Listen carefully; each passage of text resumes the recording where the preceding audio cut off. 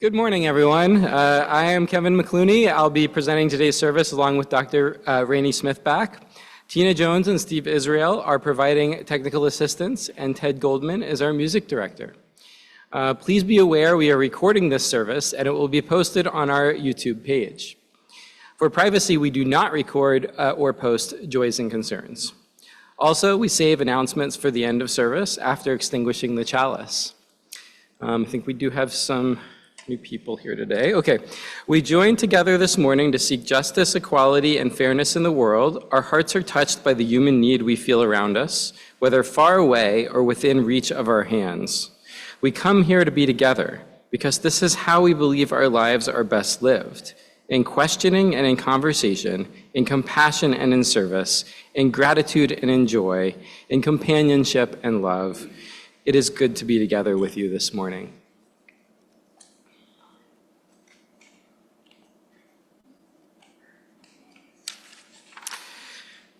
For those of you who are new to us, please note that we are a diverse group with a wide variety of interests and beliefs, and therefore our services are varied in format, tone, and topic. We encourage you to attend or view several services to gain a good understanding of our congregation. If you want to start receiving our weekly email of MVUC news, please write your contact information on the blue cards. Someone? Yep, those blue cards in the back of the chairs. And drop those off in the box on the greeting table, and we will get you added to the newsletter. Please take a moment to greet your neighbors.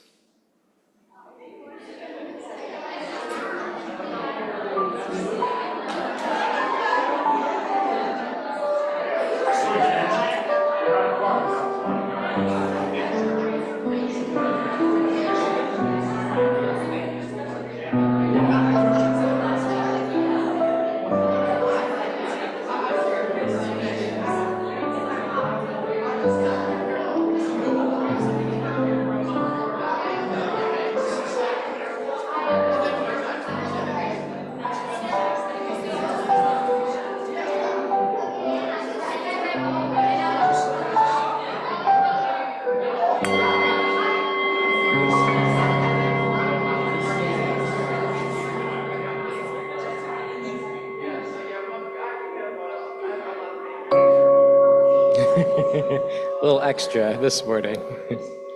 People are talkative, that's great.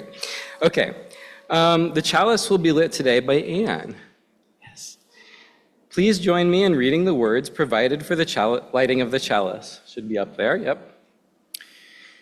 We kindle our chalice flame this morning, awakening the fire of our ancestors in our hearts. Beacon of freedom held out to the light, light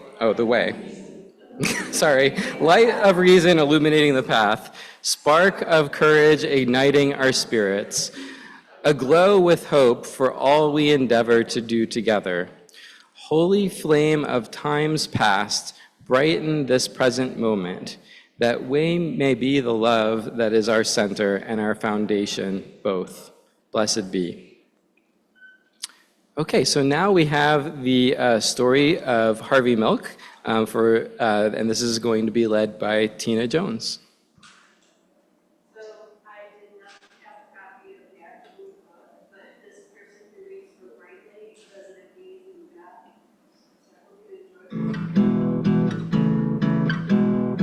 that. Welcome to Brightly Storytime. I'm Miss Linda. Today, we're going to read a story about love. Sometimes girls love girls and boys love boys. The rainbow flag is a symbol of this love, and the story we're reading tells its history. It's called Pride, the story of Harvey Milk and the rainbow flag, written by Rob Sanders, illustrated by Stephen Salerno. You have to give them hope. Hope for a better world, hope for a better tomorrow. Harvey Milk was an ordinary man, but he had an extraordinary dream. That dream would change history. Harvey dreamed that everyone, even gay people, would have equality. He dreamed that he and his friends would be treated like everyone else. He dreamed that one day people would be able to live and love as they pleased. With his New York accent, Harvey talked to everyone about his dream. His voice boomed, his body bounced with energy and excitement.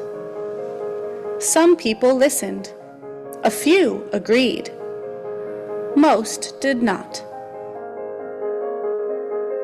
But Harvey's big voice and his big dream wouldn't be stopped.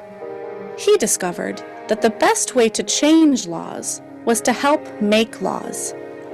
In 1977, Harvey Milk took a big step toward that dream when he became one of the first openly gay people to be elected to political office in the United States. Harvey and his friends planned marches to protest inequality and unfair laws. And just days before one of the marches, Harvey had an idea. A symbol, he thought. We need a symbol that shows who we are and how we feel. Something to carry during the march. Something to make people feel they're part of a community. Something to give people hope. Something extraordinary. Harvey knew an artist who could help, Gilbert Baker. Harvey asked. Gilbert said, "We need a flag."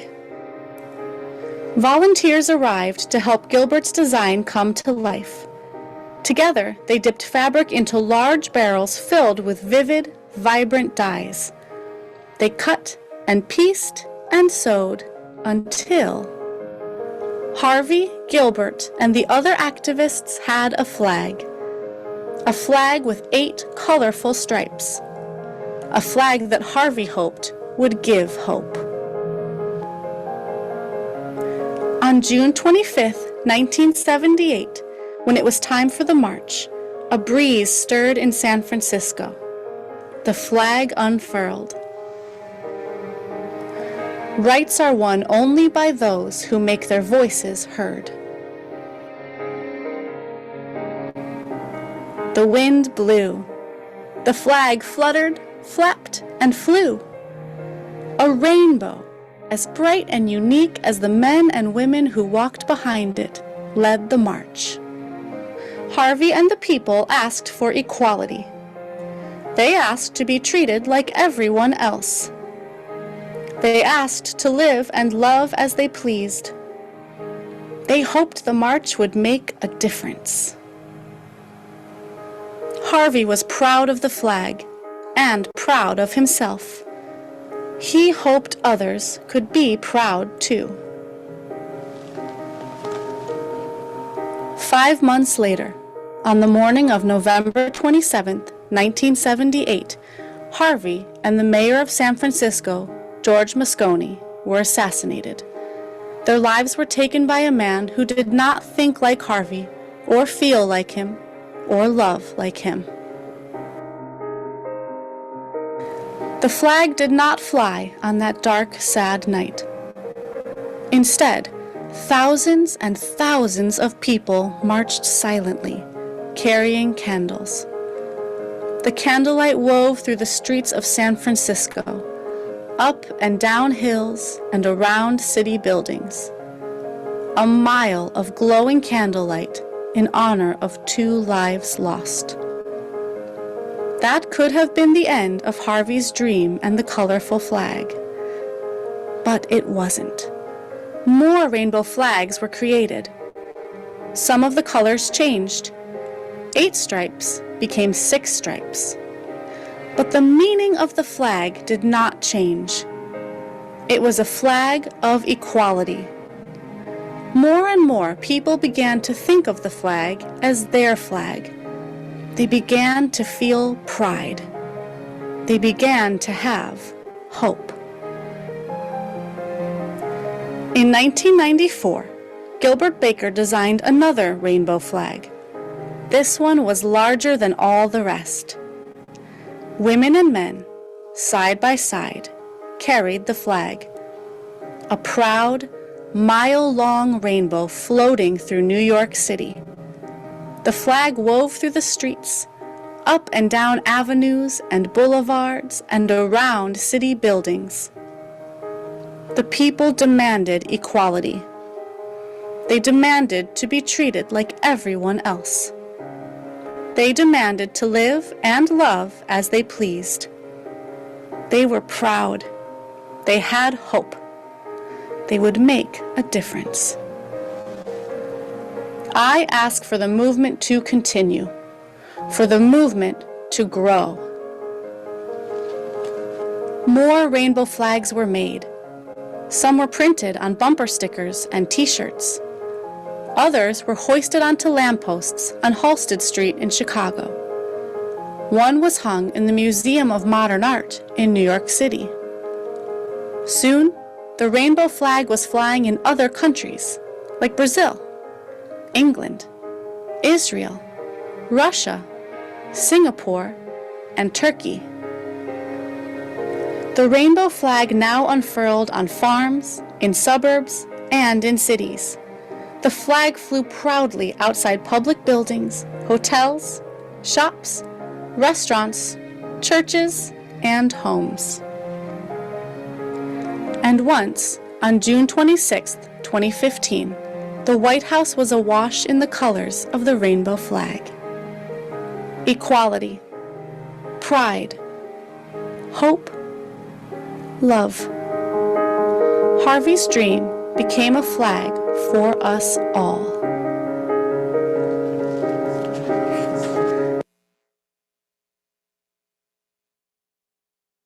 Tina, for that. It was great. Okay, now is the time for sharing of joys, concerns, and milestones. Tina, please stop recording the service at this time. Let's take a quiet moment with our joys and concerns.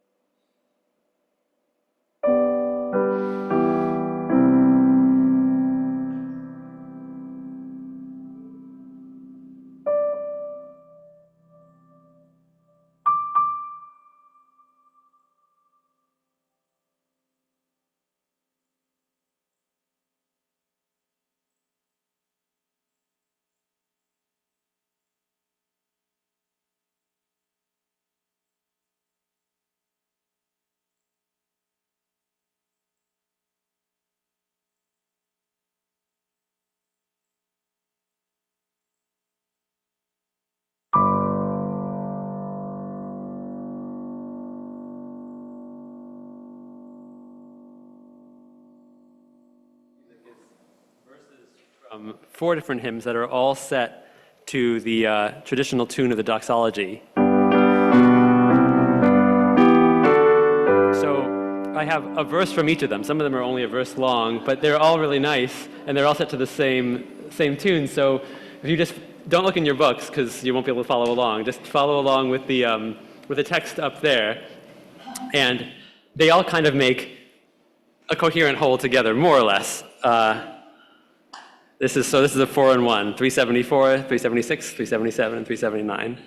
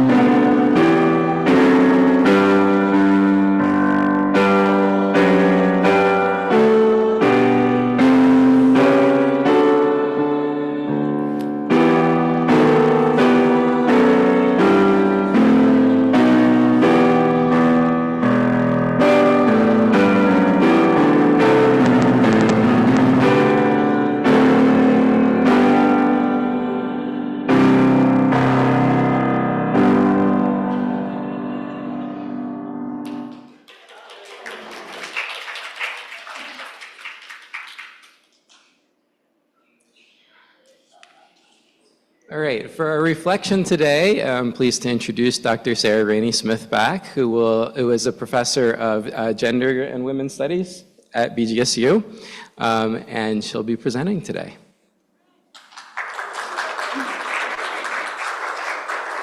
Hi, everyone. Happy Pride. Happy Pride. So I really liked that opening kid's story because it tells the story of where the pride flag came from, right? And it has evolved over time. I'll have an image of it in the next slide in a second, of what we kind of consider the kind of more progressive pride flag today. And I wanted to, Noelle actually asked me to talk a little bit about like sexuality and gender identity and that kind of relationship. And I kind of wanted to kind of think about it in relation to pride. So the first pride, the first pride was actually a riot. So I think when we think about pride today, and it's wonderful, we think of like glitter and rainbows and costumes and parties and parades. And that's wonderful because pride should also be a celebration. It should be a party because it's about recognizing our uniqueness, our wonderful ability to love lots of different people. But we have to also remember that it was originally a riot. So the first pride was the Stonewall Inn riot in 1969. And it was a riot against police brutality, like many other riots happening today. The police in New York City had been kind of harassing gay and lesbian people who were going to that local bar. At that time, there were laws about what kind of outfits you could wear. So if you were a man, you had to have so many kinds of pieces of clothing that were men's clothing. If you were a woman, you had to have so many pieces of clothing that were women's clothing. And if you didn't, then you were in violation. And so they were constantly kind of policed and harassed. And that particular night, they had enough. Right? And there's lots of stories about who threw the first brick, who did the first kind of fight back.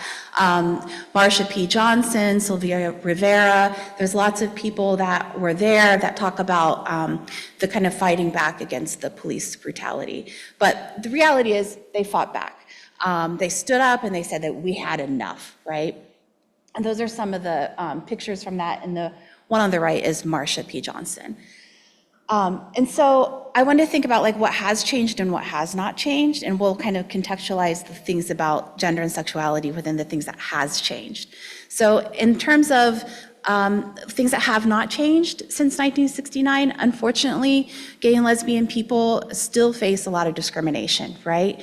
Not only interpersonal discrimination, but also it is still legal to discriminate against an LGBT person in housing. It is still legal to discriminate against an LGBT person in employment. There are companies and there are locations, for example, Bowling Green City has an ordinance against that, but there's no federal law about it, right? It is completely legal to do that. And so there's still a lot of discrimination that LGBT people face. What has changed, and we got marriage equality, so that was one little piece. But I would say the other big thing that has changed, and I've been doing women's studies for a really long time, so I've seen this kind of like shift, is that there's so much more visibility. There is a lot more visibility. There is a lot more recognition. And with that visibility is coming a lot more understanding of ourselves. And so the other thing that has changed a lot are terms. Terms and our understandings about gender and sex and sexuality. And that feels super confusing to a lot of people, right? Like it's also like, yay, this is like super awesome. And then there's also a group of people who are like, I don't understand how this is super awesome. And so I thought I would like focus a little bit on like some of that shift that's happened, right? And in context, it's happened because we're starting to have people who are like, I'm okay. Let me think about myself and what label works for me, right? And so of course we've had that in the last couple decades. So for your little mini lesson, so this is, okay. So I want to start by just talking about sex and gender, and this is actually evolving even today. Like our understanding of the relationship between sex and gender is not a static thing, right? Like we didn't like get it and now we have this.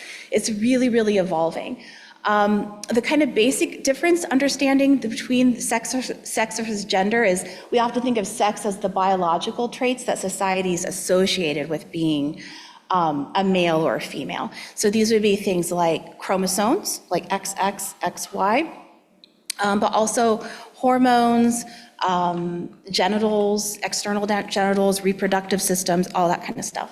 And then gender is all the stuff that's on top of that. Sometimes I like to think of it like a coat tree, right? Like your sex is the coat tree device, and then the tree is like the coats are all the gender stuff, right? The stuff that you put on that tree. And it's the stuff that's attached to what we think of as being male or female. You can go to the next one. Right. So we tend to think of, nowadays we don't say sex, we tend to say assigned sex at birth. And we say it that way now because it's a recognition that a lot of people don't keep the sex that they were assigned at birth, right? And it's also a recognition that perhaps that wasn't the right designation at that time. There's a lot of people, for example, that are born intersex, who maybe have external genitalia that look one way, but have internal reproductive organs that are the other way, or that their hormones or their chromosomes are not as expected, right? It's actually about 1% of the population that is born with some kind of intersex condition, so it's not all that uncommon. And so it's important to think about, like, when we're assigning a sex at birth, that might be kind of temporary. It's significant, but it's your assigned sex at birth, okay? So we tend to think of male, female, or intersex. We go to the next one. Okay, so now I'm gonna start putting things into columns. Okay, so we have sex on the left side, right? So that is, we know it's chromosomes, it's hormones, it's that kind of stuff. And then we have on top of that, gender identity and expression. And this is the category I think that's really had a lot of explosion. In fact, every time I teach this to I add things to this every year. So like, I'll do it and I'll be like, I am so up on it. And then the student will be like, actually, you left off me, And so then I have to add another one. So I've just accepted this, and it's just the way, and I also have seen terms sort of try to come on and they don't catch, and then they go away. I personally, as a scholar, have found the last couple decades fascinating, in terms of that. But anyway, so these are the ones that we tend to think about gender identity and expression. And there's a difference between identity and expression. So identity is like what you think of your gender in your head, and your expression is how you show other people that, right? It could be how you walk, it could be how you dress, how you talk. Those are all part of your expression. So we have masculine gender expression or feminine, transgender or transsexual. Those are people that are going to that were assigned one sex at birth, right? They were assigned male at birth, but they might now define themselves as a female person, right? And so they may use the label trans or transgender. Transsexual is an older term, so this is how those terms change, right? So there was a time back in the 90s when I was teaching that there was a difference between transsexual and transgender. It used to be that transsexual people define themselves as people that had surgery or going through some kind of gender reassignment transition, and transgender people were usually considered the people that hadn't done that yet. That's one of those examples is, that difference no longer applies, right? Transsexual really is kind of an outmoded term. People don't like it very much anymore. And nowadays, people just usually use transgender for everyone, or just trans. So that's a kind of evolving language. I do still sometimes hear older people say transsexual, but what's interesting is then they'll have younger people police their own identity for it, right? And so it's just interesting how those terms, they really have a lot of significance for people, right? And so it's important to let people have their own terms. So with the kind of rise in transgender visibility, then people started realizing, why is there trans people and then there's just people, right? And so, realizing that that's kind of a problem. What do we just call those people? And so this term cisgender has developed to kind of describe that, right? So this is people that are, cis means same, so their gender now is the same as it was when they were assigned, right? Cisgender, transgender. right? So you could say, I'm cis, I'm trans. Another kind of terminology. I see that a lot with young people. Now, a lot of young people will just straight out say, I'm a cis woman, right? And the reason they're doing that is so that their trans friends don't feel like they always have to say trans. You know what I mean? Like if the trans person always has to identify, then the cis people should have to identify. So that's what they're doing there. Okay, so the next three are going to kind of be kind of gender playfulness almost, if you will. So gender queer are people who don't really define themselves as either masculine or feminine, but they might kind of float between them or outside of them. It's not going to look entirely like one or the other, right? That's similar. I'm going to skip over to non-binary. Similar to non-binary, I see people hear non-binary a lot more. Have you all heard non-binary? Yes. Genderqueer, I feel like was really popular like 10 years ago. Non-binary is like exactly there. Yes, non-binary is like I think hitting people in more meaningful ways, right? So I think like terms, once they start to really mean something, that's when they stick, right? And I think non-binary is sticking because it's referencing that gender binary, right? It's saying, you know what, there is a gender binary, and I don't really feel like I fit on it, right? I'm off of that binary, I'm outside of that. And so that's when people describe themselves as non-binary.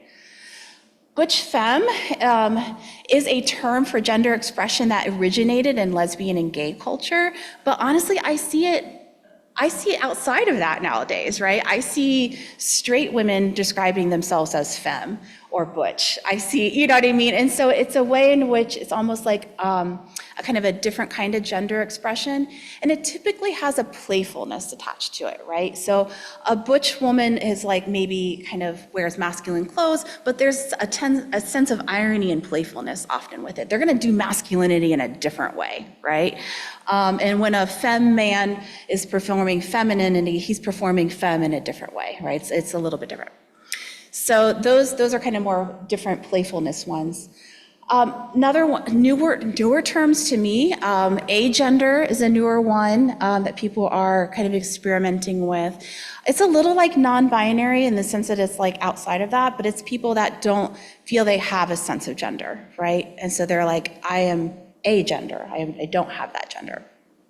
And then demi is, it comes from, when we'll get to sexual orientation, to people that describe themselves as demisexual. Demi means sort of, right? Kind of. And so demisexual is people that are like kind of identify with gender. So people that are demi-femme feel an alliance with femme, but not they won't fully identify as femme, right? Anyone have any others to add? Kids, did I miss any? Honestly, your kids know them all. Yep. Lipstick lesbian, right. That's a version of femme. Yeah, absolutely. And so, yeah, but that's where it came from, right? So gay and lesbian subculture had butch femme identities, and often they were like misread as replications of masculinity and femininity, but that lipstick lesbian, she is a strong B, right? Like she's not going to be the typical feminine, right, version. So yeah. Mask. Yep. Yeah. Yes. Just mask instead of butch. Yep. Or just femme. Yeah. I mean, so it's So those language shifts. Oh, Mackenzie. Omnigender, is that like? Yep.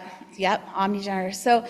Isn't it fascinating how like we're like actively in this stage of like, oh my gosh, there's this whole part of ourselves that we didn't really ever think about, and now we're trying to come up with labels. Yes, Ace. Gender fluid, yeah, absolutely. So gender fluid, a little like gender queer, but I would say people that are gender fluid, you can correct me if I'm wrong, Ace, tend to think of, they like the fluidity, right? They like to be able to like one day say, I am like feeling this dress, right? And then the next day feeling the carpenter pants, right? Like, so it's gender fluid is another one. See, I told you it was gonna be cool. So remember too, when these columns are up there, there's actually no relationship between the columns. They're on there because people think that there is, but we're gonna separate them on. Okay, so next column, next slide. Okay, so we're gonna layer on sexual orientation, which is different than the other two columns. And sexual orientation is all about like who you like, right? So this was, the other two were about who you are, and sexual orientation is like who you like, right? So the first several, like homosexual, heterosexual.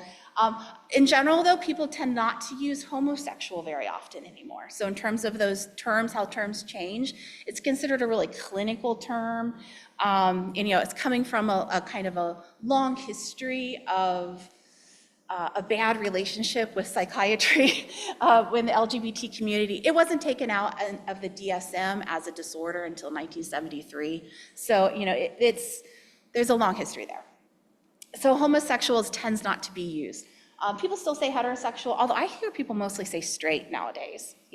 I've actually worked with people that didn't know what heterosexual was, and they're like, I'm like, you're straight. Oh yeah, okay, I got it.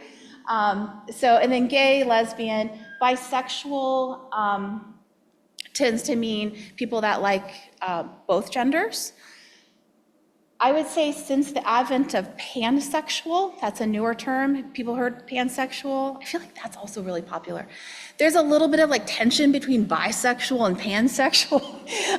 Again, like these are those like identity kind of tensions, right? Because like pansexual people are like, I like all people regardless of their gender, right? I like men, women, trans, whatever, right? Like that's pansexual. And then there's bisexual people who are like, well, I did too. We just didn't use those terms. You know what I mean? But then there's some people that are like, I'm bisexual and I don't like trans people, so I'm bi.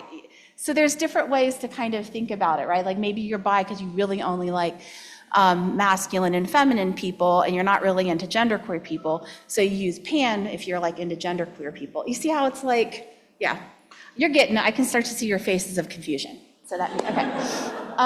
So pansexual is, again, that kind of like everything. Pan means everything. Queer is another term that tends to mean everything as well. Queer technically just means different from the norm. It just means you're not the norm, right? When people started using it in the 90s, they were literally trying to, it comes from, and I won't get all theoretical for you, but it comes from this like feminist theory called queer theory, which is all about kind of asking different questions about the norm. It's like, why is that the norm? That kind of thing. And they kind of expanded to think about sexuality as like, well, actually everything that's not reproductive heterosexual sex is actually queer in the sense that it's not like sanctioned in our world, right? Like it's not supported, it's not validated, everything else then is queer. And so that became sort of an umbrella term to put everything that's out of the norm under that. So sometimes people say queer as sort of, they might even be straight, they might be in a straight relationship, but their sexual practices, their identity are not matched in that way, and they still could use the term queer to identify themselves. Does that make sense? Okay. Asexual is a newer term, but this one's going to stick. And because I think it describes an aspect of sexuality that we really had not acknowledged before. And the reality is that not everyone experiences sexual attraction, right? So asexual people are people that do not experience any kind of sexual attraction to other people. They may or may not have romantic interest in another person, right? They may have lifelong friends and husbands, wives, and they might be romantic with them. They're just not interested in sexual relationships with them. And so that's what asexual people are. Did I do them all? Oh, demisexual, then remember we had that demi from the demigender, right? So demisexual are people that they usually describe that they tend to have a lot of intimacy and relationship and a lot of grounding with that person before they're able to have sexual relationships with that person. So it's kind of like their ability to feel sexual attraction is dependent on the relationship. And you may be thinking, well, mine too. But for a lot of people, we could conceive of the possibility that you could be so attracted to someone that you'd want to have sex with them, if that was allowed, right? But for people that are demi, that is not really part of their reality. If that makes sense. Okay.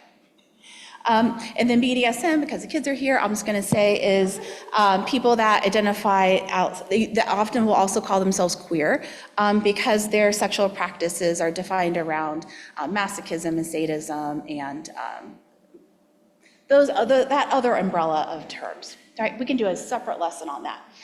So, but I consider them part of the sexual orientation, even though some people don't, because for a lot of people in that community, that is their sexual orientation. Like, you know, it actually, for a lot of them, this is interesting, the gender of their person doesn't really mean anything, right? It's about the roles and activities. So in a way, the scholar part of me thinks that those people are kind of also breaking what we think of as sexual orientation, right? Because sexual orientation is always about the gender of the person that you're attracted to, but people like that are in the BDSM community or that are in the demisexual community are pointing out that it's not just about the gender, right? It's about who you are, what you're doing, that kind of stuff.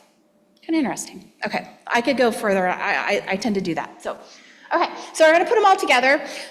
In maybe like 15 years ago, this used to be a genderbread person, which is why we're going to do genderbread after this.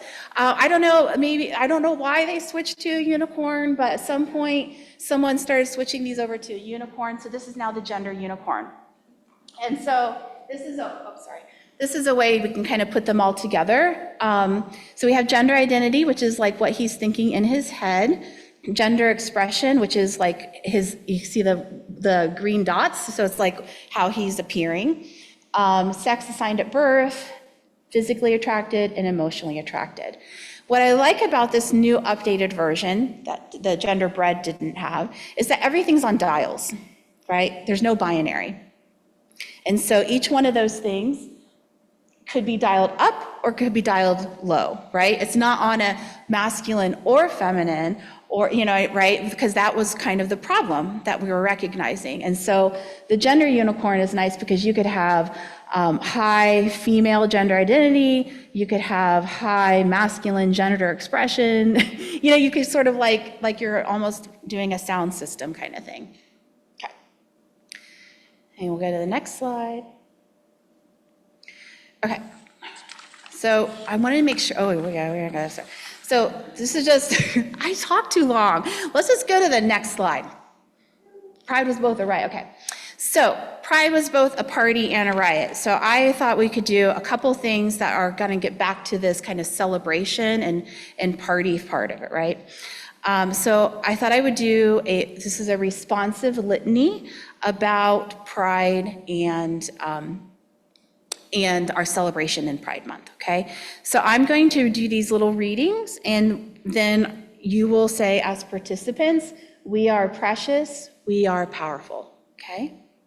Very simple, okay. So, and I didn't write this is off the UA website. Okay.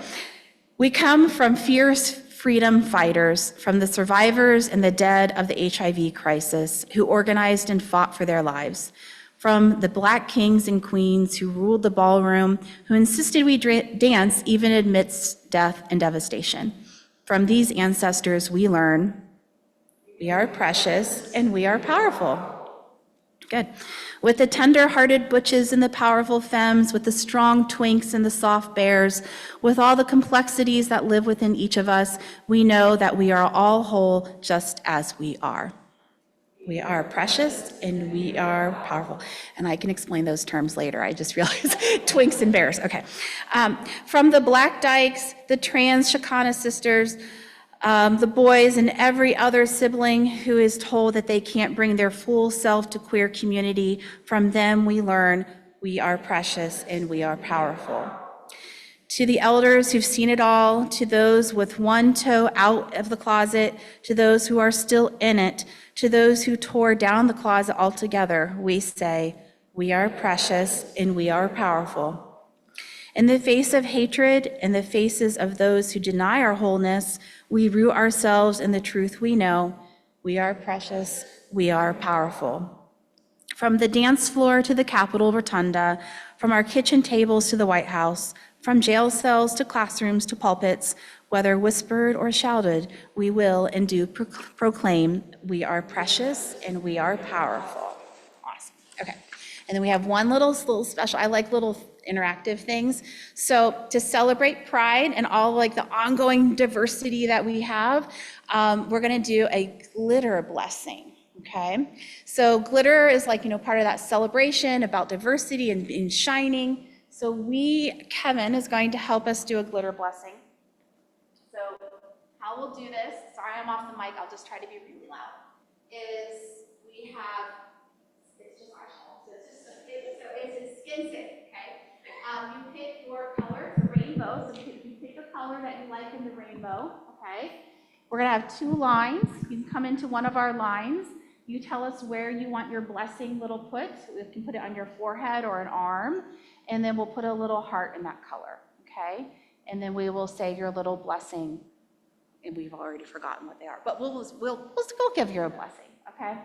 And then I think that's the end of the service, right? Or do you want people to come back, or is this the go away blessing? We have just the chalice extinguishing and announcements. Okay. Some music. Okay, so we'll do the blessing here. We'll do kind of a roundabout. You don't have to get blessed, right? We are not any kind of official blessers. So, this is just for fun to show pride, okay? And then go back to your seats and then we'll do okay. So you can come on up if you would like to get blessed. I'm gonna get the trash can too. So you can put them there. Okay. First, everybody. Yeah, we're gonna have 2 lines. 2 lines, yeah. What color?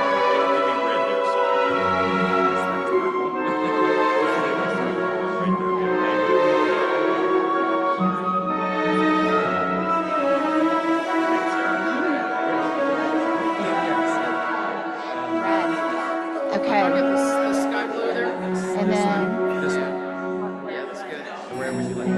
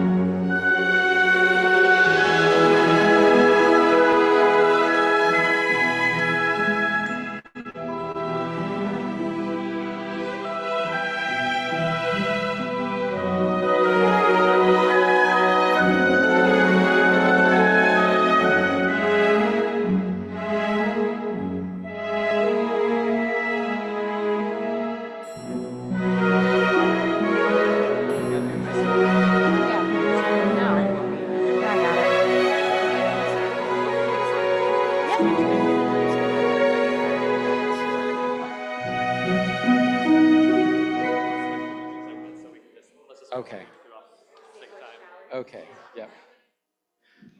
All right, thanks everyone for participating in that. Before I forget, Noelle has gingerbread that you can decorate out there, and there's enough extra for adults if you want to join after service. So I'll say that right now. Okay, so now we're going to skip over to offertory. Now we pass our offertory basket. All donations are gratefully welcomed. If you make automatic pledge payments, please place one of the yellow cards indicating this support in the basket. Thank you.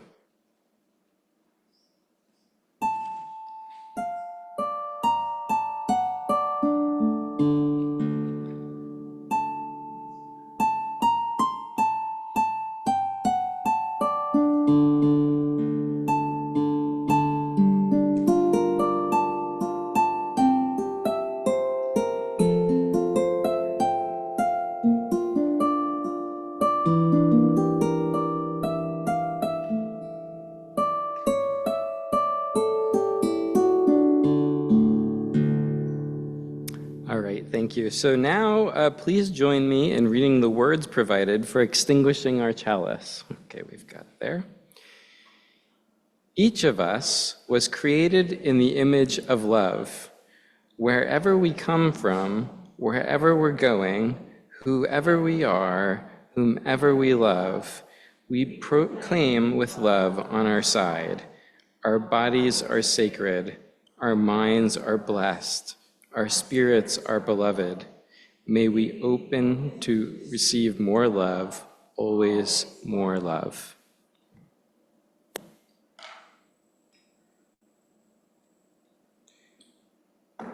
Okay, now is the time for announcements. Does anyone have any announcements? If you do, come on up.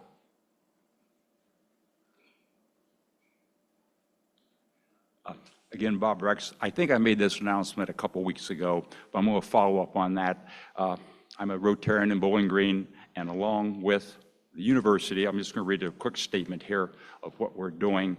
The Rotary Club of Bowling Green and Bowling Green State University, through its athletic program and the C. Raymond Marvin Center for Student Leadership and Civic Engagement, are partnering with the Kids Coalition Against Hunger to bring 400 volunteers together on July 26th to package 70,000 meals for community and worldwide distribution. And to make things simple, I know some people said before they were possibly interested. I know my wife Winnie and I were going to do that. And they have 3 shifts. And to make it even simpler, if you've not registered or not, if you would just, I have a form here. If you just sign your name on this, your email, phone, and what shift you'd like to work. I thought maybe we'd work the second shift from maybe 10 to 12:30, or 12 to 2:30, but I thought maybe we could get a Unitarian team. It's not a high-paying job, but we're going to make meals for 70,000 people, so it's July 26th. We've got plenty of time if anybody wants to sign up, but we're working on that through Rotary, and we've got a lot of volunteers, so forth, in the community and so forth. So if anybody would like to sign up for that, I'm going to leave this out here in the form. To make it simpler, just put your name on this, and I will pass it on to our one Rotarian that's working on this, and we'll get you signed up, and maybe we can get together, have a Unitarian team. It's going to be done at the right across from the hockey and Bowling Green on Mercer Road there, the big field house. So we got plenty of room to work right there. So anyway, that's coming up July 26th. So if anybody would like to volunteer to work on that, I will gladly pass this information on and get you registered there, and we can go from there. Thank you.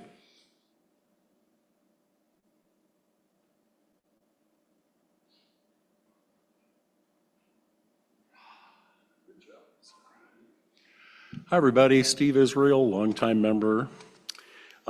Yesterday was the blood drive. How many units, Lisa? Wow, that's amazing.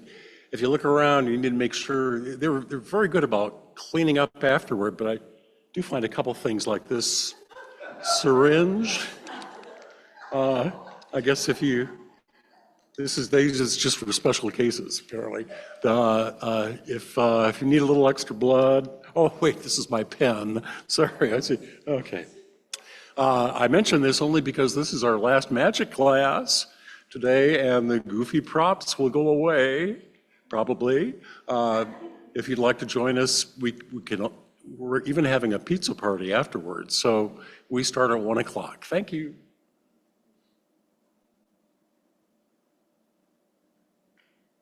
Hey Hey everyone, I'm Megan. I just have two quick things. So as you may know, so this is all in the newsletter about Pride, Toledo Pride.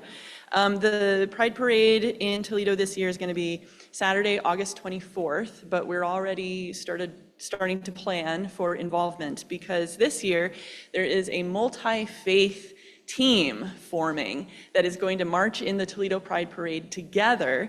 There are over like 20 congregations already signed up, including ours, which I'm happy to say. So although the Pride Parade is on August 24th, mark your calendars. If you want to just march in the Pride Parade, great. But if you'd like to be involved in the organizing, there is an organizing meeting next Sunday, June 30th at 3 p.m. I will put this information in this week's newsletter. So that's Sunday, June 30th, 3 p.m. at Zoar Lutheran Church. That's in Perrysburg, and that's Z-O-A-R, Zoar Lutheran Church. If you have questions, you can ask me after service, or like I said, I'll have information about this in this week's newsletter. My second announcement is just that after service today, between service and the 1 p.m. live stream of the General Assembly Sunday worship, I'm going to host a very small informal discussion about the revision to Article 2, which they are voting on at the General Assembly right now. And essentially this just means whether or not people want to change over from the old principles, which are printed on the back of our order of service, to the new principles, which are a revised version, still incorporates pretty much all the content of the old principles, but just in a sort of reformatted way and a more comprehensive, holistic way. But we can talk more about that after service. If you're available, I'll be in the social hall. Thank you. So the live stream is at 1 o'clock, but our discussion is going to be right after service. Yeah. No, that's great. Hi, I'm Colleen, and I have announcements from the Fellowship Committee. So this week, we have a game night. It's going to be Friday, 7 p.m. here in the social hall. So come to this building. If you're new, we'd love to see you there. So our game nights are folks bring board games from home, and we have some that are here as well. Sometimes people will just bring a simple snack to share, and we just hang out starting at 7 p.m. for a couple hours and play either one game together if we have a small group, or sometimes we split into 3 or more games if we have a big group. So that's this Friday at 7 p.m. And then next weekend, the next fellowship event will be on Saturday, July 6th, and that's the screening of a film called Dax's Case. So that one will be Saturday, July 6th at 1 p.m. We're going to screen the film Dax's Case right here in the sanctuary and then have a discussion afterwards. And the topic of that film is about euthanasia and the right to die. And it's about a true story of somebody who fought for that right. I'll add one more.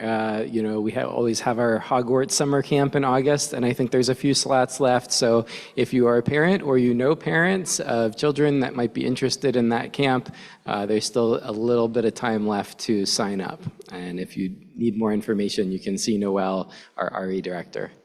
One last thing, I will leave this out on the reading table there, but if wants to sign up on that, we will not be here next week, but 2 weeks out we'll take it and get you registered. So if anyone wants to sign up on that, you'll get it reading table. Okay, yep, sign up sheet. Oh, do you have one? Yep.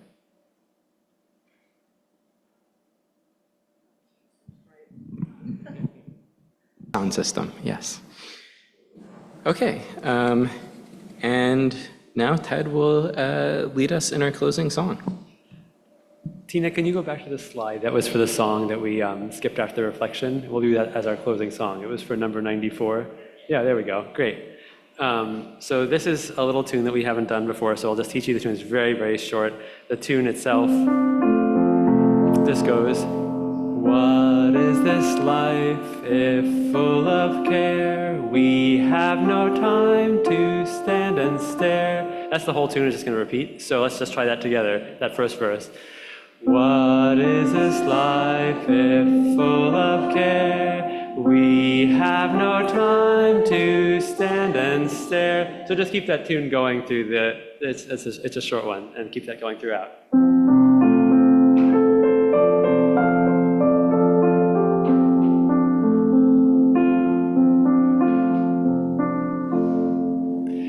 What is this life if full of care? We have no time to stand and stare, no time to stand beneath the boughs and stare as long as sheep or cows, no time to see when woods we pass, where squirrels hide their nuts in grass, no time to see in broad daylight, streams full of stars like stars at night. No time to turn at beauty's glance and watch her feet, how can they dance? A poor light slip if full of care. We have no time to stand and stare.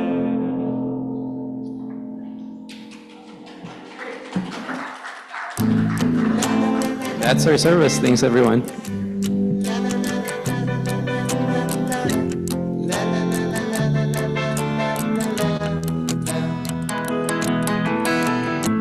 Now that I've lost everything to you, you say you wanna start something new, and it's breaking my heart you're leaving. Maybe I'm grieving.